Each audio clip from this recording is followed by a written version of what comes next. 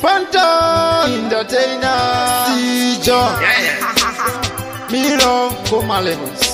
Vanga wakati rapa Dansi menyu Panotize shote shenyu Endeze kumpa kwenyu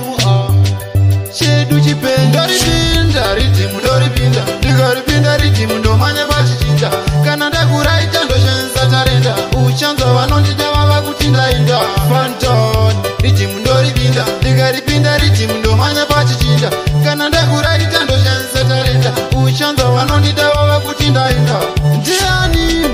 anomiza dance Koma izi ndeze mafansi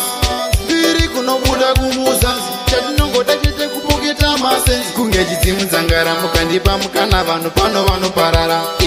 Anzi rinonyenga rinowarara munozviketa kuti ndiri chiremba kusakara Ndoripinda ritimu ndoripinda Ndigaripinda ritimu ndomanya pachichinda Kana ndakuraita ndoshenza tarenda Uchanza vanondida vava kutinda inda Fanton ritimu ndoripinda Ndigaripinda ritimu ndomanya pachichinda Kana ndakuraita ndoshenza tarenda Uchanza vanondida vava kutinda inda Levosi pamwe na Fantan Hanzi sijoruwe mapata Ini andimisiwe na Satan Ngoma vakundiza ngira zvisangari Zvekuda kundimisa Magara muchingo nditi ndinopisa Pastage ndasvika ndinotyisa Handiterere kundi vanotisa Ndoripinda ritimu ndoripinda Ndigaripinda ritimu ndomanya pachichinda Kana ndakuraita ndoshenza tarenda Uchanza vanondida vava kutinda inda Fanton ritimu ndoripinda Ndigaripinda ritimu ndomanya pachichinda Kana ndakuraita ndoshenza tarenda Uchanza vanondida vava kutinda inda Ndiani